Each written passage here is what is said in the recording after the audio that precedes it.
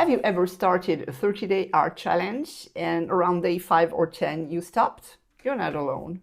The truth is, most people never finish their challenge. Not because they are not motivated, but because they didn't set their intention first.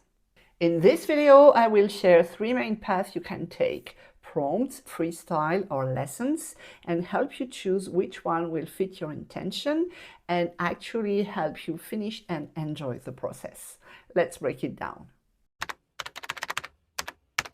Intention is your North Star. It has to guide you throughout all the process. It's the answer to the question, why am I doing this? Because I promise someday you will ask that. Do you want to spark imagination and have fun? Do you want to build a habit and explore freely? Do you want to learn and grow? When you are clear with your intention, you can select the path that will support it. Otherwise, you risk jumping in, jumping out, and feeling frustrated. Prompts will give you a word per day, and you have to use your imagination to make something from the word. And the word can be pretty much anything. Can be gargoyle, can be trek, can be milk, can be whatever you want. And this is the downside of it. Some days you will love the prompt and you will have an idea right away, and some days you will stare at your blank page and wonder what you want to draw from that word. And prompts challenge like Inktober are perfect if you want to join a huge community and if you want to see what others are doing with the same word. This is always amazing to see how a single word can be interpreted in many different ways by different artists. The challenge with daily prompts is they don't give you any direction. You have to figure out yourself every day in front of your page, what shall I draw from this word? And also you may be tempted to compare yourself to more seasoned artists that will share what they have done with this word, and that can be a bit harsh on your mental health. But that also can be fun. It really depends on your intention. The second path is freestyle, meaning you don't have any external constraints. You are just deciding that you want to draw every day for 30 days. So this takes a lot of motivation, but if this is your intention, if this is to create a daily habit, this is a very good way to do it. This is when you don't use prompt or lessons, but you just grab a sketchbook and draw daily inside. Maybe you draw from Pinterest or you draw your daily mug.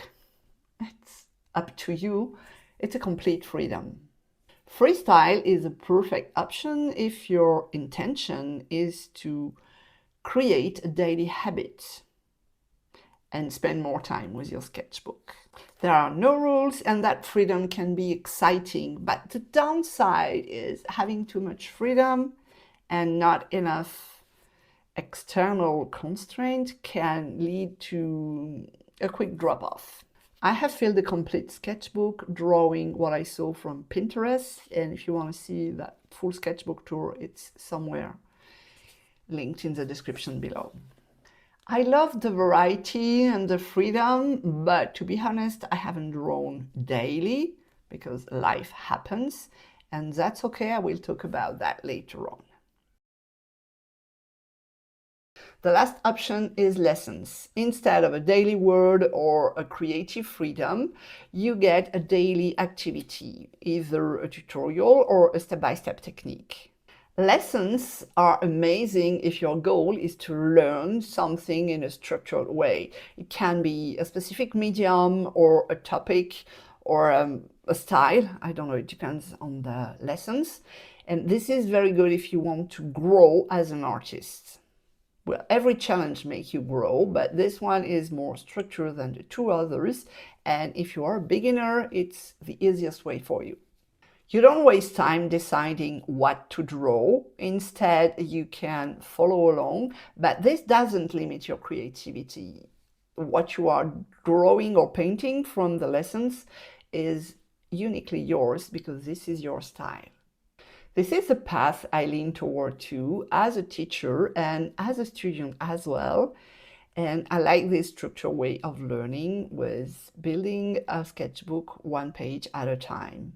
The intention is already built in, so instead of thinking what to draw, you just show up and create. Now, whichever path you choose, here are some tips to help you actually finish your challenge. First, and the most important, it's okay to skip a day or 2 or 3 or 10. Just pick up where you left off. It doesn't matter. Don't be too harsh on yourself. Second, it's okay not to do all 30 prompts or lessons or whatever it is you have chosen.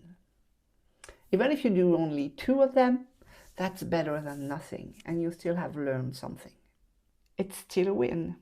3, it's okay if some pages are messy or even a failure, as you may call them, even if they are not. You have still learned something, even if you don't like the end result. You still have the process, and you still have learned what you are able to do or not, or where you need to learn more and achieve something you have in mind. So messy pages, failed pages are perfectly okay. They are part of the process. You should embrace them and love them as a testimonial of where you were at that point, at that day. And take your sketchbook years later and see if you have evolved. And I'm sure you will have. So these are the 3 main paths: word, freestyle, and lesson. The key isn't which one is best. The key is which one fits your intention, your goal. If your intention is imagination, prompts are great. If it's habit building, freestyle works. If it's structured learning, lessons are better. And if the lesson path feels right for you, my party courses are there exactly for that. 30 lessons, 30 days on a specific topic.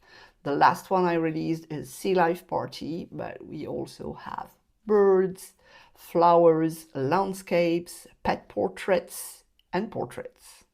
They're structured, playful, and at the end of the course you will have filled a complete sketchbook, which is the most rewarding feeling you can get. I leave the link below if you want to have a look. And remember, art should bring you joy, not stress. Whatever path you choose, it's your intention that will make it meaningful. Thanks for watching. Bye bye. Au revoir.